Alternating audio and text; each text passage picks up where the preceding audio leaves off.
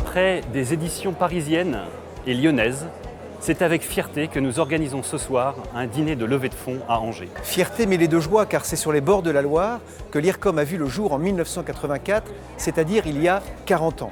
Nous allons donc fêter cette année notre anniversaire et dans la tradition de convivialité de l'IRCOM, nous proposons à nos mécènes et à nos partenaires de longue date de partager un temps de réflexion, mais aussi de joie et d'échange autour d'un dîner et d'une conférence animée par Jean-Marc Sémoulin.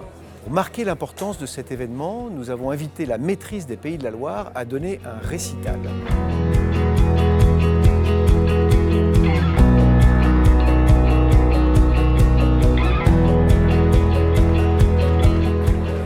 Jean-Marc Sémoulin intervient en fait sur un territoire qui est parfois difficile, qui est étroitement lié en fait au monde du travail temporaire. Et on a nous-mêmes des collaborateurs du coup intérimaires. On a besoin du coup de s'investir et de voir l'évolution en fait des actions de Monsieur Sémoulin. C'est pourquoi on est présent aujourd'hui. Donc après un témoignage un peu de vie pour expliquer un petit peu d'où je parle, je vais revenir sur le territoire comme une personne.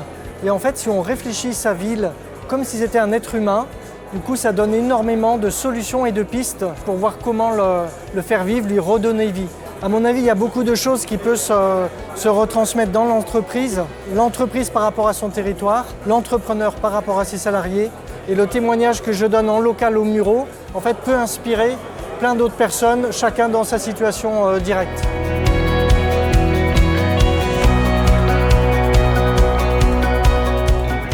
C'est pas possible, il n'y a pas de touristes au Muro et je lutte avec ça jusqu'à ce que je reformule la phrase différemment en me disant qu'est-ce que ça changerait s'il y avait des touristes au Muro? Et là, en ayant tourné cette phrase, d'un seul coup, j'ai tout qui s'ouvre en imaginant des touristes dans ma ville.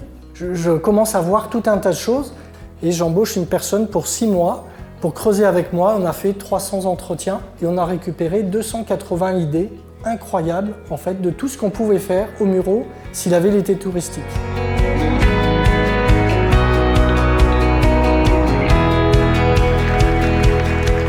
De la conférence, c'est que justement, quand c'est compliqué, il faut changer d'angle. C'est-à-dire qu'il ne faut pas être résigné, il faut garder l'espoir, il faut avoir envie de faire ensemble, et ça aussi, ça fait partie des valeurs qu'on partage avec l'IRCOM.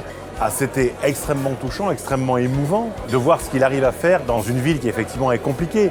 Qui aurait l'idée d'aller, je dirais, passer un week-end, faire du tourisme au Muro? Et ce qu'il fait, son témoignage était exceptionnel. On a l'impression que dans son parcours, c'est plein de petites choses qui entraînent des grandes choses. C'est une personne qui est très inspirante, en tout cas pour mon parcours et je pense le parcours professionnel de tout le monde.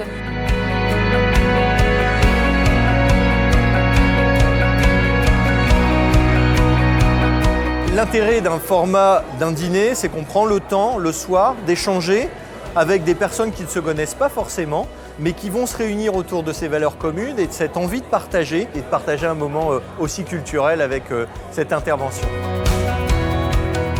Cette soirée de levée de fonds est un moment important. Elle nous permet de récolter des fonds pour nos projets de développement, mais aussi de mieux faire connaître l'école et ses spécificités. Un immense merci à tous ceux qui ont réservé une table pour cette soirée et qui nous permettent de continuer sereinement le projet éducatif de l'IRCOM.